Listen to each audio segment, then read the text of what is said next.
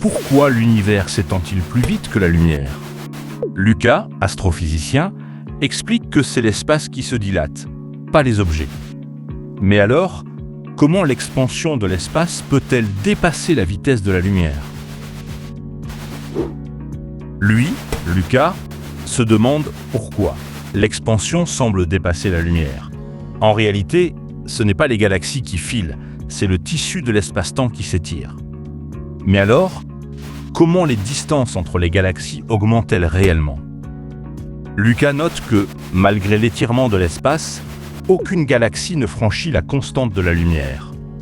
Cette limite reste inviolable. Alors, comment les observations montrent-elles que l'expansion dépasse cette limite? Lucas regarde les données Hubble et comprend qu'on ne mesure pas une vitesse, mais l'allongement du tissu cosmique. Ainsi, aucune galaxie ne dépasse la lumière. Mais pourquoi l'univers était plus dense et chaud dans le passé? Lucas imagine un ballon très serré au départ. Il était dense et chaud. En le gonflant, chaque centimètre s'éloignait rapidement, donnant l'impression d'une vitesse supérieure. Finalement, comment tout cela explique-t-il que l'univers s'étende plus vite que la lumière? Lucas conclut que la relativité ne fixe pas de vitesse à l'espace-temps qui s'étire, seulement aux objets qui s'y déplacent. Ainsi, l'univers peut s'étendre plus vite que la lumière sans la violer.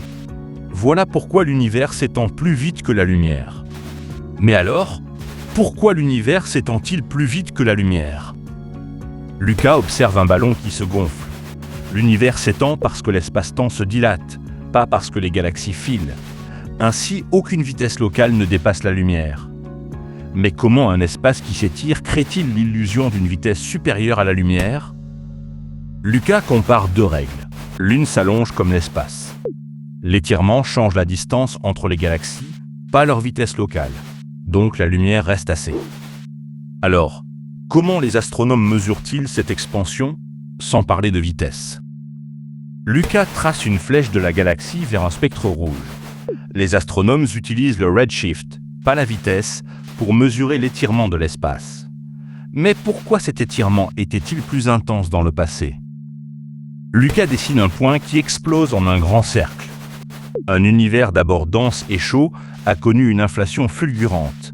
Comment cela explique-t-il que l'expansion actuelle dépasse la vitesse de la lumière? Lucas dessine deux colonnes. Vitesse locale, expansion du tissu illimité.